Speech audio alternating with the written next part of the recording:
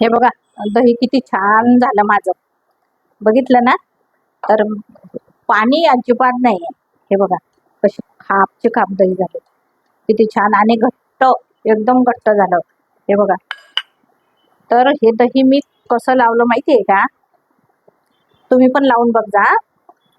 दूध फक्त टेम्परेचर बदलेल एवढंच गरम ठेवायचं, जास्त थंड नाही.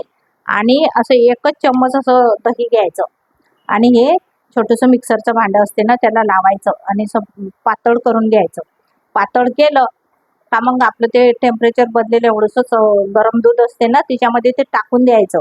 ते टाकलं ना का मग चम्मचने असं चांगलं मस्त ढवळायचं.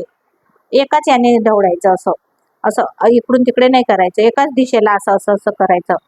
मग तसं केलं ना की असं दही लागते बघा, किती छान. तुम्ही करून बघा असं आणि मग मला सांगा. बघ किती छान झालं दही, पाणी अजिबात नाहीये.